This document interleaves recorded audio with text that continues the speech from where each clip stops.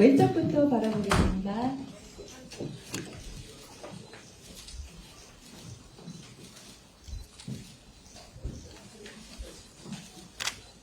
네, 다음 중앙입니다.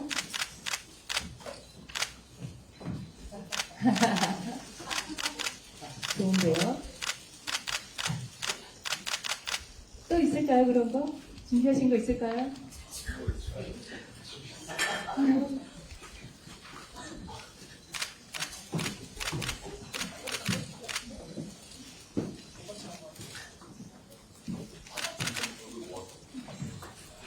아주 좋습니다.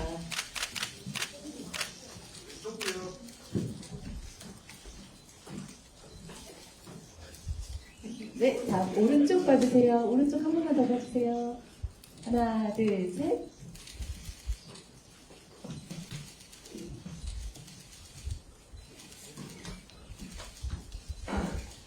네. 자, 다음은 존 찰스 키팅 역의 차인표 오만석 연정호 배우님 모시겠습니다.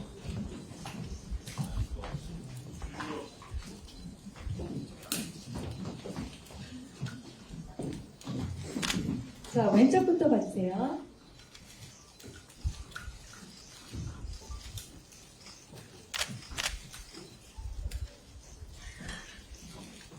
다음 가운데.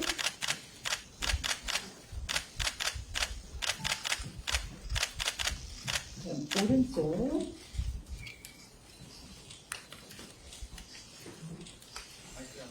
네, 너무 좋습니다. 하나, 둘, 셋.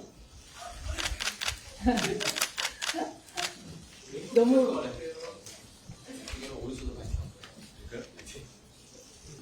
아주 좋습니다.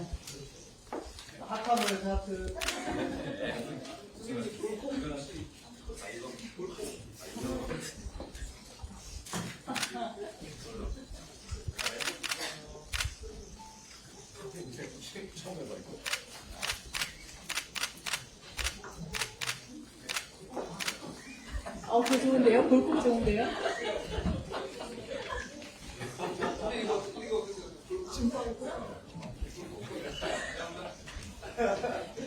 자, 이제 배우분들 단체 사진 들어가도 될까요? 더 필요하신 건 있으실까요? 네, 그 단체 사진 들어가도록 할게요.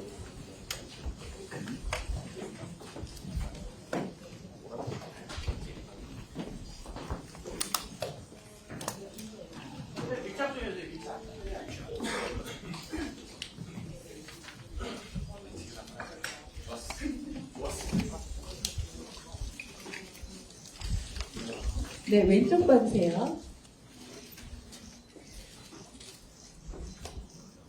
그 다음 중앙.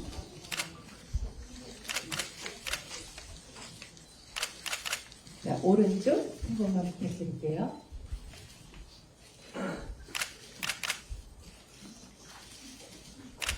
자, 저희 질문 있으시면 손을 들어주시면 저희가 마이크를 전달하도록 할게요. 네, 서울신문 최여경 기자고요.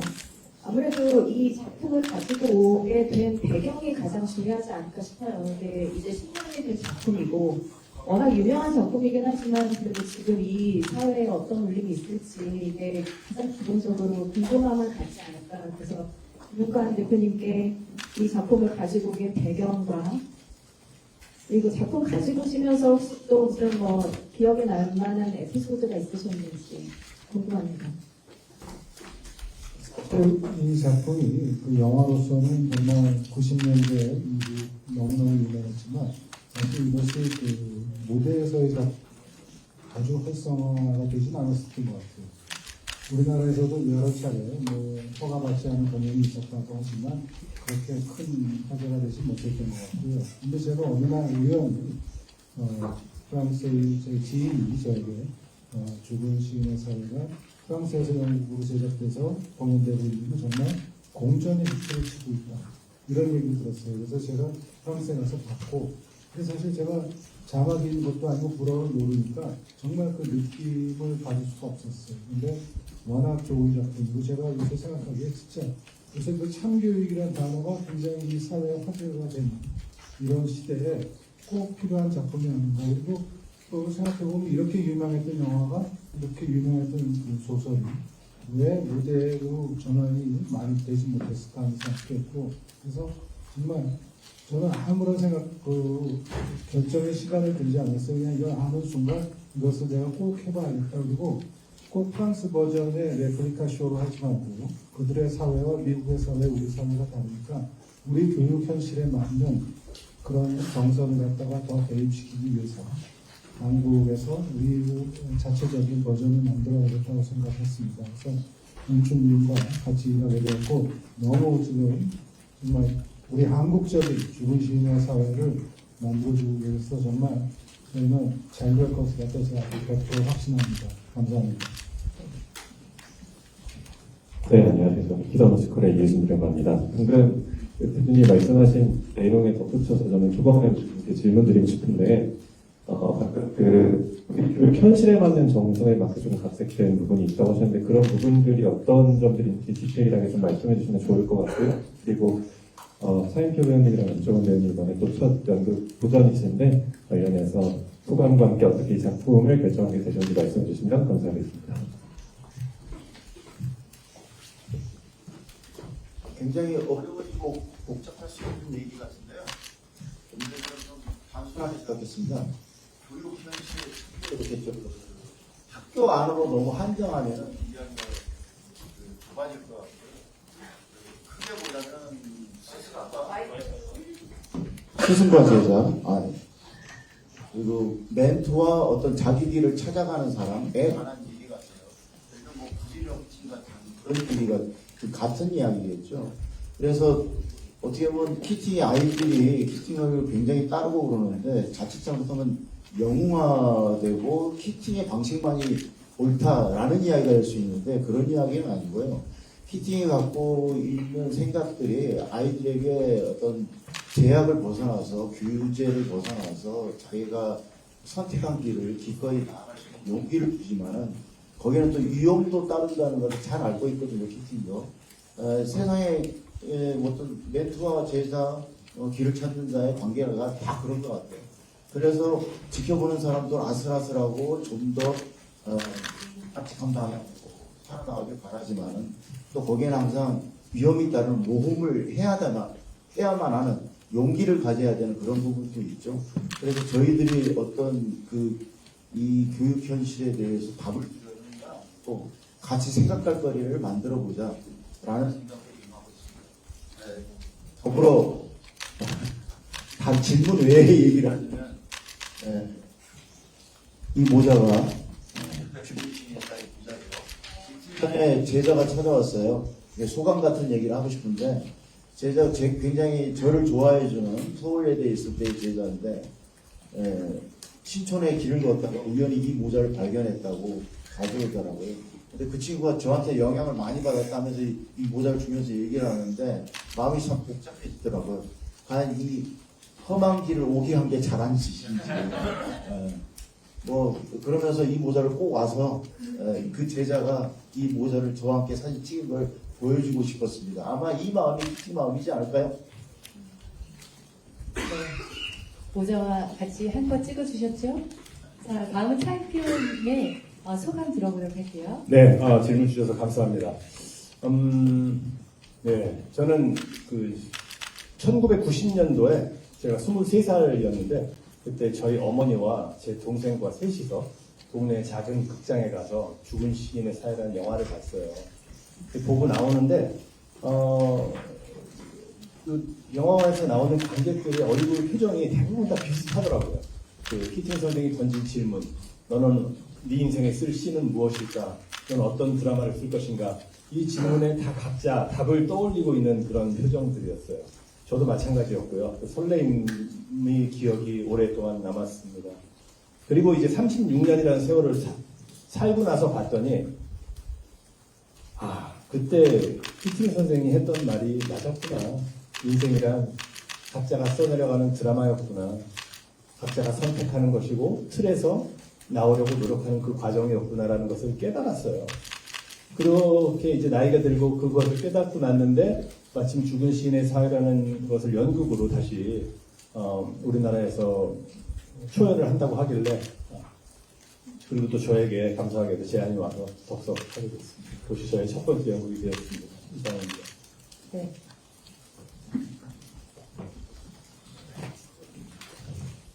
네. 네, 저도 이제 차인표 선배님처럼 첫 연극에 도전을 하는 거고요. 작품을 선택하게 된 계기는 저는 그러니까 어렸을 때 이 영화가 개봉을 했을 때 당시에는 보지는 못했었고 나중에 조금 나이가 먹어서 아마 로빈 윌리엄스의 영화를 찾아보다가 워낙 좋아하는 배우였기도 했고 그래서 보다가 이렇게 봤던 것 같아요. 근데 아무래도 나이가 조금 들은 상태에서 보다 보니까 그 영화가 주는 메시지에 대한 울림이 좀 있었고요. 이게 연극으로 우리나라에서 초연으로 이제 시작을 한다고 했을 때, 물론 처음 이제 연극에 도전하는 이제 배우로서 약간 떨림도 있긴 했는데, 한편으로는 굉장히 도전해보고 싶었던 그러한 작품이었고, 또 이 작품이었기 때문에 선택을 해서, 물론 원작에 저희가 부족하지만 최대한 저희 밑에 세대들한테도 이런 같은 메시지를 좀 전달하면 너무 좋지 않을까라는 생각도 좀 있었고요. 그래서 아무래도 개인적으로는 배우의 인생에 있어서 꼭 한 번은 도전해보고 싶었던 그런 부분이었던 것 같습니다. 안녕하세요. 서울경제 이혜진 기자입니다. 저도 학창 시절에 이 영화를 봤었는데요. 그러니까 그 영화의 감동과 임팩트가 되게 컸었는데 이게 연극으로 옮겨진다고 하니까 좀 그때 그 영화를 많이 봤던 세대와 이후에 봤던 분들이 연극으로 이걸 볼 때 어떻게 다를까가 좀 굉장히 궁금한 게 있고요. 그 기억나는 굉장히 시그니처 장면들이 있잖아요. 대사들이 있고 그래서 각색을 조금 꽤 하신 것 같은데 좀 얼마나 바뀌었는지 배경은 어떤지 이런 부분이 좀 궁금합니다. 네. 학교도 그렇고 매물도 그렇고 무대가 되게 다양한데 이거를 만드셨으니까 그런 연극적 장치나 이런 것도 궁금하거든요. 그 번역본은 통실반 그 영화 각본가가 무대 희곡으로 또 각색을 하셨거든요. 근데 그 원작이 거의 영화 이야기하고 거의 구조가 비슷해요. 그래서 사실 좀 이걸 어떻게 무대로 옮기지? 장면 연결을 어떻게 하지? 거의 영화 같은 구조인데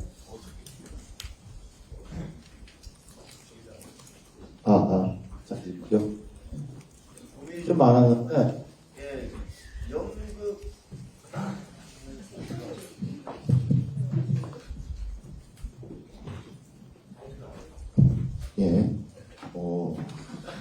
훌륭합니다. 제자 역시 훌륭한 제자입니다.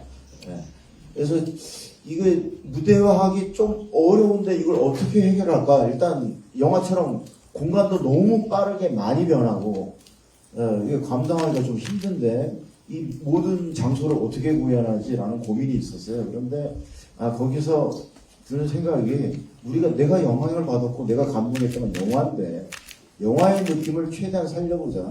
그리고 이 학생들의 이야기, 그 시기 특유의 활력들을 전개하기에는 오히려 빠른 장면 전환이 더 낫겠다 싶었어요. 그래서 공간을 특정 장소로 세트가 구분하지 않고 열려있게 실내, 실외, 이게 다 동시 공간인 것처럼 보여줄 수 있는 것. 그래서 특정한 오브제 약속으로 공간이 더 확장되게 해서 극장주의식으로 조명도 다 노출되어 있고 이건 연극입니다. 연극 무대에서 영화의 이야기를 따라가보는 놀이를 하는 겁니다. 하는 형식이고요. 그래서 그걸 이어가는 과정에서는 좀 설득력을 갖기 위해서 빠른 어떤 감정적 고양을 위해서 음악을 적극적으로 활용하고 있습니다. 이동준 음악 감독이 작곡을 해주셨는데 곡이 굉장히 잘 나오고 있어서 아마 영화의 감동 못지않게 그 이상으로라고 말하고 싶지만 겸손하게 못지않게 감동을 주지 않을까 생각합니다. 한마디로 압축해서 얘기하면 영화의 느낌을 그대로 무대에서도 영화 못지않은 감정적, 그 다음에 영상적 미장센이라고 하죠. 그 느낌을 구현하려고 했습니다. 음악의 힘을 받아서. 네. 그 오마석 배우님은 어떻게 보면 연극이랑 스크린에서도 자주 보였지만 연출가로도 활동하셨잖아요. 이번 걸 준비하면서 이렇게 내가 생각한 이 캐팅만의 무기가 있을까요? 아유, 없습니다. 네. 그냥 워낙 우리 연출님께서 그 장면을 상당히 디테일하게 잘 만들어주고 계시고 지금 겸손하게 말씀하셨는데 제가 보기에는 영화 이상의 감동이 있을 것 같습니다.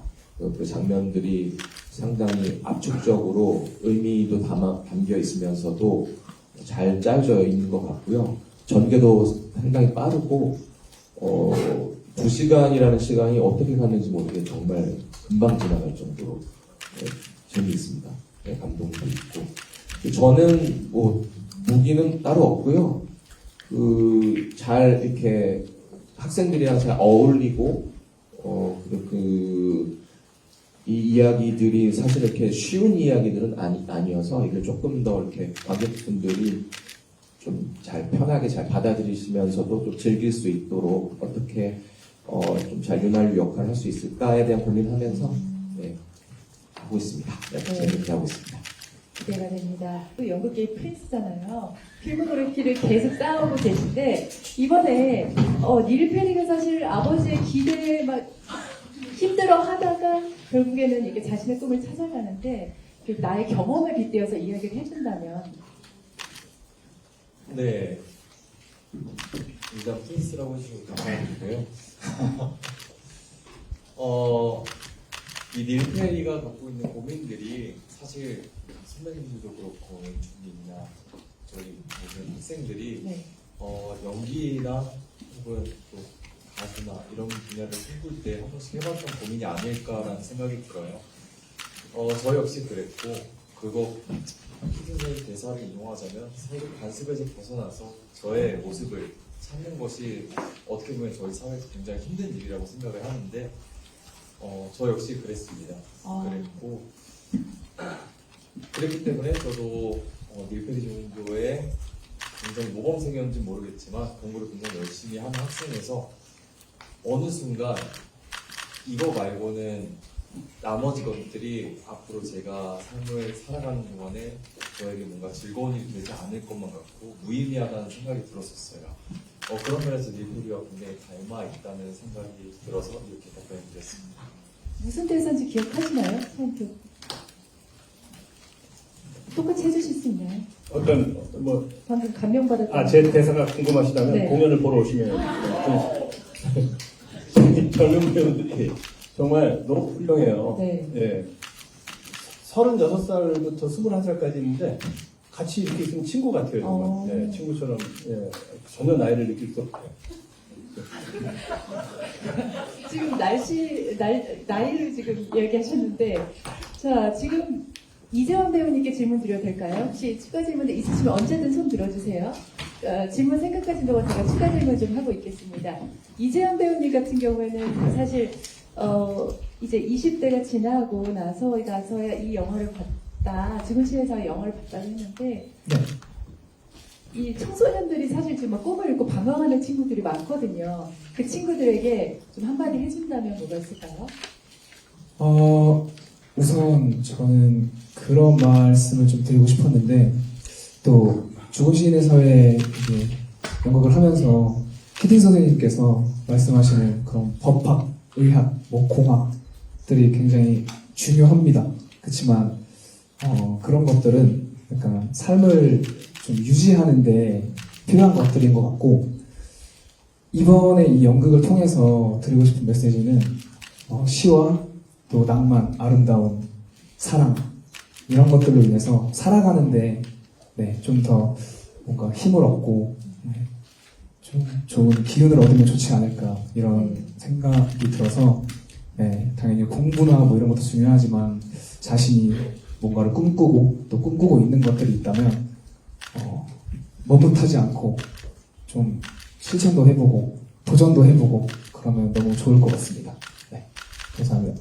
네. 그런 말씀입니다. 좀 이 영화가 좀 울림이 있잖아요. 찬희 배우님께도 질문을 해볼게요. 이 영화를 하면 사실은 뭐 드라마에서는 많이 받았지만 연극 무대에서는 좀 저희도 생소한데 어떻게 이 감정 표현이 조금 다르죠? 일단 저는 개인적으로는 아직 잘 모르겠지만 앞에 선배님들도 계시고 저는 그냥 연기하는 방식은 뭐 비슷하지만 그래도 표현이나 이런 전달해 주는 그런 방식의 차이가 조금은 있는 것 같습니다. 어떻게 다르죠? 약간 무대에서는 아무래도 멀리 계신 분들까지, 관객분들까지 보셔야 하기 때문에 뭐 몸짓을 좀 더 적극적으로 활용을 한다던가 혹은 대사를 좀 더 전달력 있게 크게 이제 해준다던가 네, 그런 부분이 좀 다르지 않나 싶습니다. 죽은 시인회라는 게 있잖아요. 네. 이게 어떤 의미인가요? 이 영화, 이 연극에서? 일단 제가 맡은 닐 페리의 입장에서는 약간 학교 끝나고 친구들이랑 몰래 놀러가는 놀이터라고 생각했고요. 그리고 좀 심오하게 대답을 해드리자면 뭔가 숨을 쉴 수 있는 공간이 아닐까 싶습니다. 개인적으로 저는 연기하면서 그렇게 느꼈던 것 같아요. 네. 개인적으로는 연극 안 하실 때 어떻게 숨을 쉬시나요? 어디 공간이 있나요? 좋아하시는 공간이 있나요? 저는 보통 화장실 가면서 많이 숨을 쉬긴 합니다. 화장실 그 연습실 들어와서 다시 숨을 참고 화장실에서 화장실에서 쉬시는 집중을 그만큼 열심히 하고 있다. 네. 선배님들이 군기를 제대로 잡으셨나봐요. 네, 연습실에서 너무 집중을 제가 개인적으로 많이 하고 있어서 그렇습니다. 네. 진짜 숨을 참는 건 아니고요. 그렇습니다. 자, 어떻게 보면 이렇게 선생님의 가르침을 받고 자기 길을 찾아가는 그런 토드라는 캐릭터였는데 이걸 하면서 어떤 것을 얻고 또 어떤 것을 배워갔으면 좋을까요? 보시는 관객분들 입장에서 얻어가는 부분이라고 생각하면 사실 토드라는 친구에게 키팅 선생님은 어떤 방향성의 정답을 제시하기보다는 어떤 그런 방향성을 이끌어주는 사람이라고 생각하거든요. 그래서 보시는 분들이 어떤 정답을 찾아가시기보다는 조금 이제 저희 극에서 나오는 것처럼 인생을 새로운 관점으로 바라볼 수 있는 그런 계기가 된다면 너무 그거만으로도 되게 많은 걸 얻어가시지 않을까라고 생각을 합니다. 네. 네. 어찌 보면 토드가 제일 큰 성장서사를 보여주는 캐릭터이기도 하잖아요. 그렇다면 우리 문소연 배우는 이걸 준비하면서 어떻게 포인트를 준 부분이 있을까요? 준비하면서 연출님의 피드백이랑 저도 이제 많이 대화를 하고 생각을 해보면서 좀 토드 앤더슨이라는 캐릭터를 조금 얕게, 좀 가볍게 생각해 봤을 때 조금 소극적이고 네. 어울리지 못하고 이런 부정적인 느낌이 조금 생각이 들 수도 있는 성격의 캐릭터라고 생각을 하는데 좀 그런 부정적인 부분을 많이 빼려고 노력하면서 좀 입체적인 토드를 보여드리려고 준비 중인 것 같아요. 좀 너무 얘가 소극적이고 말도 못하고 이런 쪽으로 생각하다기보다 얘는 그냥 어울리는 시간에 다른 걸 하고 싶은 게 있는 자신만의 생각과 세계가 있는 캐릭터를 보여드리려고 준비하고 있는 것 같습니다. 네.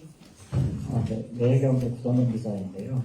차인표 배우님한테 질문 드리고 싶은데 연기 인생이 꽤 되셨는데 이번 첫 연극이라고 하셔서 꽤 놀랐거든요. 그동안 연극을 좀 마다하셨던 이유가 있는 것인지 이번에 이제 연극을 출연 결심하게 된 계기가 무엇인지 한번 여쭤보고 싶고 그리고 첫 연극인데 좀 어려운 점은 없었는지 네, 질문 주셔서 감사합니다. 제가 데뷔한 지 33년 됐거든요. 이번에 첫 연극이 맞아요. 성극을 한번 한 적이 있는데 성극을 한 적이 있는데 네. 첫 연극이 맞는데 제가 그동안 연극을 안 했던 이유는 아마 제가 연기자로서 어떤 틀에 갇혀 있었던 것이 아닌가라는 생각이 듭니다. 그래서 사실은 연기자로서 그 틀에서 벗어나고자 하는 시도를 이번 죽은 시인의 사회를 통해서 하게 된 거고요. 네, 뭐 처음 무대에 서다 보니까 조언이 필요해서 우리 옆에 계신 네 감사합니다. 네. 뭐 옆에 계신 우리 오만석 배우님이나 오만석 배우는 별로 조언을 해주진 않았지만 어떻게 해야 되냐고 물어보니까 그냥 하라고 그러더라고요. 네. 그냥 막 하라고. 네. 네, 그리고 연출 선생님이나 또 우리 오늘은 이 자리에 안 오셨지만 박지일 배우님, 남경읍 배우님처럼 저희 선배님들이 계세요. 그래서 그분들께도 조언을 구하면서 매 시간 조금씩 달라진 모습을 보이려고 노력을 하고 있습니다. 특히 가장 행복한 일은 우리 젊은 배우들이랑 같이 일을 할 수 있다는 것. 그리고 제가 믿지 않는 바를 대사로 전달하는 것이 아니라 인생을 살면서 이 대사는 이런 의미를 갖고 있구나라고 정말 깨달았던 것들을 제 입을 통해서 다시 대사화 시킬 수 있다는 것이 참 행복한 일임과 동시에 저의 세포가 다시 살아나는 그런 느낌을 받고 있어요. 저는 그 에너지가 관객 여러분들께도 전달이 될 거라고 믿고 이 연극은 학생들만 보라고 만든 연극이 아니고 중년, 노년도 역시 앞으로 살아가야 할 인생이 있고 삶이 있습니다. 저처럼 우리는 모두 같은 것을 보고 슬퍼하고 아파하고 기뻐하고 즐거워하지 않습니까? 그래서 나이를 떠나서 제2의 삶, 제3의 삶을 꿈꾸시는 분들도 이 연극을 보시고 나면 다시 한번 스스로에게 질문하고 어떤 틀에서 벗어날 수 있는 계기를 마련하고 용기를 얻으셨으면 좋겠다라고 생각을 합니다. 감사합니다. 잠깐 첨언을 좀 해드릴 것 같은데 그 두 분 다 연극이 처음이시잖아요. 근데 공연을 보시면 아실 텐데 느끼게 되실 텐데 전혀 처음 같지 않습니다. 이미 연습실에서부터 거의 뭐 베테랑의 포스가 나올 정도로 준비도 많이 해오셨고 두 분 다 그리고 무대 조 표현을 뭐 원래 했던 사람들인 것처럼 너무 잘 하고 계셔서 절대 첫 무대로 보이지 않으실 겁니다. 그 자리의 위협을 좀 느끼셔서 조언을 안 하신 거네요. 그랬나 보네요. 제가 뭐 누구 조언할 만큼 제가 이렇게 뭐 실력이 있지 않기 때문에. 네. 안녕하세요. 저는 스타리스 김유아 기자입니다. 그 키팅 선생님 역할을 맡으신 새 배우분께 여쭤보고 싶은데요. 이제 우리나라에서 아무래도 교육에 대한 관심도 높고 최근에 그 창교육이라는 드라마 때문에 교권에 대한 사회적인 관심이 높은 상황인데 이렇게 우리에게 이렇게 많은 감동을 주는 키팅 선생님의 역할을 연기하면서 조금 느끼는 부분이 있으신지 좀 창교육 같은 작품 보신 적이 있으신지도 궁금합니다. 네, 좋은 질문입니다. 교권에 대해서 드라마가 요새 나오면서 여기에 대한 생각들이 많아지고 있거든요. 네, 저는 창교육이라는 드라마를 아직 보지는 못했는데, 아이를 키우는 입장에서 보면은, 이제, 저도 잘 모르겠어요. 뭐가 맞는 건지. 사실 정답은 없다고 생각을 하고요. 너무나 감사하게도 저도 한국에서 공부를 하다, 이제 외국에서도 좀 공부할 수 있는 기회가 있어서, 이제 다양하게 문화를 경험을 하다 보니, 더 그렇게 많이 느껴지는 것 같아요. 근데 어느 환경에서나 이제 열심히 하고 그러한 추억들을 쌓아 나갈 수 있다라고 생각을 하는데, 저희가 이제 제가 이제 키팅 선생님 역할을 맡으면서 뭐 물론 학생들한테 해주고 싶은 말이 정답이 아닐 수도 있고, 그리고 이게 어떠한 길로 가라라고 뭔가를 이러한 옵션들이 있고 이러한 것들을 깨달아야 나중에 니네들이 혹은 후회하지 않을 수 있다. 그러니까 저희 이제 뭐 소로의 시에도 또 그런 말들이 많이 나오고 하는데, 이제 어떠한 방향을 이제 이러한 방향들도 이러한 방향들도 있고 너네들이 깨어 나와야 나중에 죽음이 찾아왔을 때 후회하지 않을 수 있다. 이러한 어떠한 메시지를 주는 것뿐이지 어떻게 이런 길로 가라 저런 길로 가라 이렇게 얘기를 하는 건 아니고요. 그래서 오히려 선생님 입장으로서 한 길로 몰아갈 수는 없는 거죠. 그러니까 그 학생에 대해서 다 알지도 못하고 다 뭐 어떻게 답을 내려줄 수는 없는 거기 때문에 여러 생각을 하게 할 수 있게끔 하는 역할이라고 봅니다. 그래서 뭐 저도 어떻게 공부해 왔는지 잘 모르겠지만 뭐 아무튼 여러 생각을 나눌 수 있다라면 네, 만족하지 않을까요? 참교육은 사이다 교육이라고 치면 요거는 좀 잔잔하게 계속 나에 대해서 생각하면서 자기 길을 갈 수 있게 도와준다 이렇게 볼 수 있을 것 같은데 차인표 씨 같은 경우는 어떻게 보면 책도 쓰시고 문학에 대해서 여러 가지 활동을 하셨는데 또 때마침 문학 선생님으로 나오셨어요. 그럼 좀 이렇게 해석할 때도 좀 남달랐을 것 같은데요. 네, 우선 그 아까 질문하신 참교육과 드라마 참교육과 비교해서 저는 참교육을 다 보진 못했지만 봤고 도파민이 팡팡 터지는 것처럼 그런 통쾌한 장면도 있었던 것 같고 또 가슴 아픈 장면도 있었던 것 같습니다. 근데 이제 참교육이 어떤 교육 제도 안에서 생기는 어두운 그림자를 조명을 했다면 제 개인적인 의견으로 죽은 시인의 사회는 어떤 교육 제도나 시스템에 대한 이야기를 한다기보다 그 안에서 살아가고 있는 각각 개인 학생 한 명 한 명의 인생의 선택에 대한 이야기를 하는 것 같아요.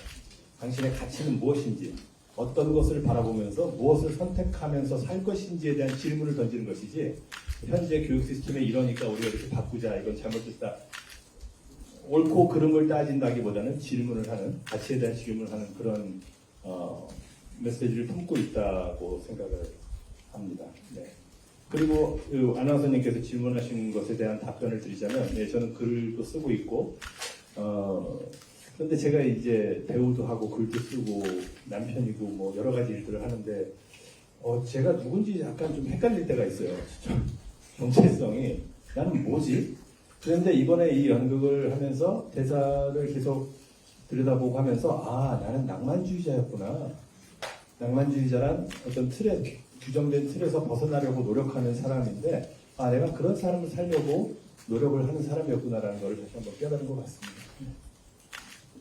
답변 감사합니다. 네. 저는 사실은 지금 뭐 고등학교는 아니지만 대학에서 강의를 같이 하고 있는데 우리가 선생이라는 표현을 쓰잖아요. 선생이라는 뜻이 사실은 큰 뜻이 있다기보다는 먼저 태어난 사람이잖아요. 그래서 먼저 태어난 사람이 어떤 삶을 사는지를 보여주는 게 참 교육이라고 생각합니다. 그러면서 자연스럽게 아이들이 나도 저 사람처럼 살고 싶다, 내지는 저 사람이 무슨 생각을 했는데 저런 행동을 할까, 또 어떤 감정을 느꼈길래 저런 반응이 나올까, 나도 저 사람처럼 같이 저 사람과 함께 살고 저 사람처럼 사는 게 참 괜찮은 삶이 될 수 있겠구나라는 생각을 들 수 있도록 모범을 보이는 것이 참 교육 중에 하나가 아닐까라는 생각을 합니다. 네, 안녕하세요. 저는 주간경향의 연미덕질 칼럼 쓰고 있는 이주영입니다. 저 조광화 연출께 여쭤보고 싶은데요. 공교롭게도 한국에는 히스토리 보이즈라는 연극이 오랫동안 대한민국에서 이 죽은 시인의 사회를 좀 대체하는 듯한 인기를 끌어왔고, 최근에 막공을 했죠.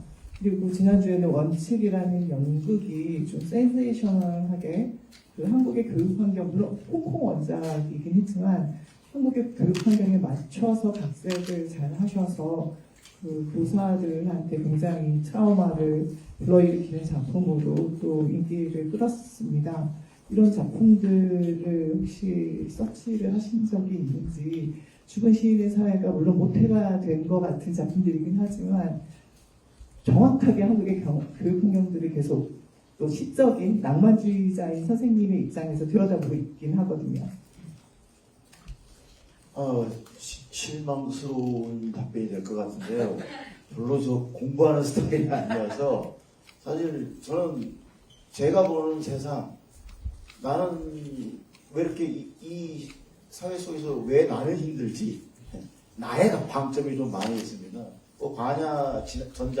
반야될 때도 수많은 체육들을 하지만 사실 체육 그렇게 열심히 찾아서 공부하지 않았고, 사실 그때 준비하면서 희곡을 제대로 읽은 것도 그때가 처음이었던 것 같아요. 근데 나한테 와닿는, 내 마음을 울리는 이야기를 선호하는 스타일이어서 그게 공부를 열심히 하는 스타일이 아니었고, 그 다음에 말씀하신 히스토리 보이즈는 그런 게 있다라 하더라, 너무 유사한 설정이 많다고 하더라, 그래서 그냥 신문 기사 리서치, 뭐 감상 후기 정도 이렇게 찾아보고 대략 스토리만 찾아봤고요. 그 다음에 또 마신 원칙은 희곡만 봤어요. 근데 희곡이 굉장히 울림이 크더라고요. 근데 다시 말씀드리면 처음에 말씀드렸던 건데 제가 이 작품을 대한 태도는 그 멘토와 길을 찾는 성장하는 단계에 있는 사람, 이 관계인 거고 거기에 주목을 많이 했고 지금 말씀하신 대로 창교 이런 얘기가 자꾸 나올 것 같은데 그래서 그럼 만취하겠다 싶었던 게 어떤 학교 안에 좁혀진 제도 시스템을 얘기하자는 게 아니고 학교라는 게 어떤 교육 방식이나 어떤 지적 능력을 어떤 일정 수준으로 한다 이런 목표가 크게 있는가 하면 더 중요한 거는 더 보편적이고 더 우리 사회에 더 필요한 거 성장하는 단계에 있는 사람에게 스승이 멘토가 삶의 태도를 어떻게 영향을 끼치느냐 그 삶의 멘토도 스승도 방황하고 있는 사람이고 성장하는 사람도 방황하고 있는 사람인데 그 둘이 어떻게 상호작용을 하느냐가 더 중요하다고 생각해요. 그 시스템은 결국은 어떤 시스템을 하면은 이쪽에서 한쪽이 불만이고 저쪽이 불만인 거고 그러나 멘토와 길을 찾는 자의 관계는 그건 사회에 나와서도 사수와 부사수와 뭐 직장 선배와 직장 후배 그 다음에 아버지와 아들 모든 관계에서 다 적용되는 얘기라 이 작품은 그런 이야기라고 생각하고 접근하고 있습니다. 네. 덧붙여 국내 최초 정식 라이선스를 받은 공연 알려드립니다. 자, 그리고 저도 질문 하나 있는데 찬희 씨 같은 경우에는 스카이캐슬 성장에 관한 이야기를 했었잖아요. 네. 이번에도 어떻게 보면 시대도 다르고 환경도 다르지만 똑같이 이런 입시 제도 안에 있단 말이에요. 몇 년이 지나고 이 연극을 대하는 찬희 씨의 태도도 좀 달라졌을 것 같은데 어떤가요? 네. 사실 그때는 진짜 학생이었어서 고등학생의 그 느낌이 되게 많이 들어가 있었는데 최근에는 이제 다시 학생 역할을 맡게 되면서 연출님께서도 그렇고 학생 친구들이랑 배우분들이랑 같이 연습하면서 그 느낌 그리고 그 뭔가 설명이 안 되는 그 힘 에너지들을 다시 얻으려고 노력을 많이 했던 것 같습니다. 네. 그리고 그거를 많이 찾은 것 같습니다. 뭘요? 그 열정과 학생 되찾았어요? 때의 패기와 그 열정, 그 힘을 요즘 다시 좀 찾은 것 같습니다. 조금 잊고 살았었는데, 네, 연출님 덕분에 다시 찾은 것 같습니다. 네. 네.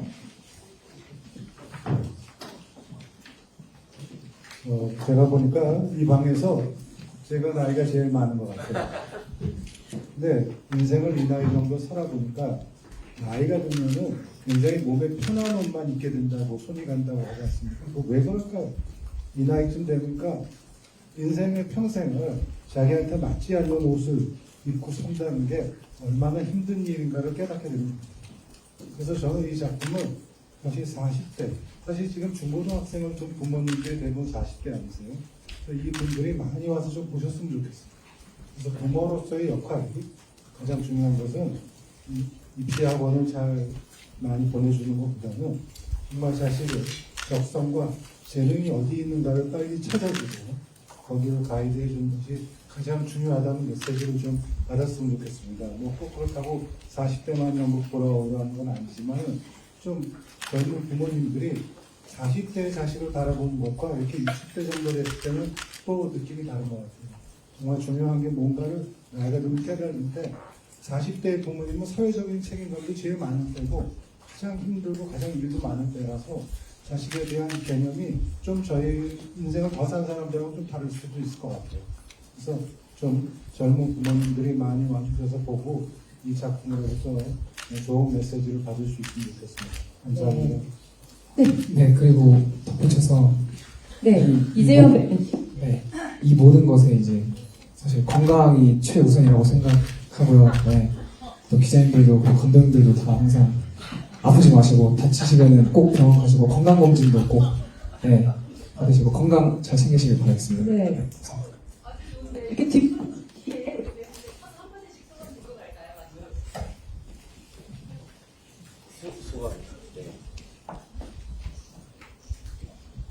짧게 하겠습니다. 우선 저는 이 작품의 오디션이 올라왔을 때부터 굉장히 기뻤어요. 사실 연극만 하는 저에게 이렇게 큰 작품에서 공개 오디션을 하는 경우가 많이 없어요. 그래서 오디션 올 때부터 정말 많이 기뻤고, 근데 이 작품을 함께하게 됐다고 들었을 때 정말 벅찼습니다. 그 벅참 잊지 않고요. 공연 얼마 남지 않았는데 7월 18일부터 시작되는 공연에서 정말 좋은 모습 보여드리겠습니다. 감사합니다. 김낙현 배우님께요. 네, 찬희입니다. 일단 오늘 귀한 시간 내어주셔서 너무 감사드리고요. 열심히 준비하고 있습니다. 그리고 개인적으로는 락현이 형이랑도 얘기했던 얘기인데, 재환이 형이랑도 그랬고, 영화처럼 정말 영화보다는 더 멋진 감동을 선사해드리고 싶습니다. 꼭 극장에 찾아오셨으면 감사하겠습니다. 극장이요. 감사합니다. 네. 자, 노을시어터 대학로 우리 카드홀인 거 다시 한번 알려드릴게요. 자, 그 다음 김태균 배우님의 짧은 소감 듣고 갈게요. 네, 저도 이렇게 큰 프로덕션에는 처음 참여하는데요. 극에서 중요한 역할이고 또 가장 큰 변화를 맞이하는 인물인 만큼 섬세하고 잘 표현해보겠습니다. 잘 부탁드리겠습니다. 네, 감사합니다. 다음 문성현 배우님. 저도 이렇게 좋은 작품, 멋진 연출님과 대단한 선배님들과 함께하게 되어 정말 영광이고요. 또 지금 여기 있는 학생 중에 닐이랑 토드밖에 없긴 하지만 저희 진짜 다른 학생들도 너무 다 잘 보이고 너무 다 재밌는 시퀀스들이 많아서 정말 지루하지 않고 재밌는 연극이 될 것 같고요. 연습하면서도 그래서 정말 할 때마다 더 만족도가 높아지고 저희 배우들끼리도 하고 있어서 정말 기대 많이 해주시고 많이 보러 와주시면 감사하겠습니다. 감사합니다. 사랑합니다. 자, 그럼 저희 더 이상 질문이 없으면 이제 마무리하도록 하겠습니다. 우리 수고해주신 죽은 시인의 사회 배우분들에게 큰 박수 부탁드리면서 보내드릴게요. 감사합니다. 고생하셨어요. 감사합니다.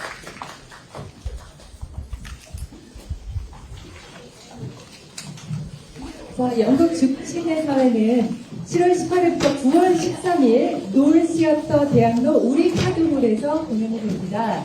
많은 관심과 응원 부탁드립니다. 7월 18일부터 9월 13일까지고요. 자, 가장 중요한 주차 문제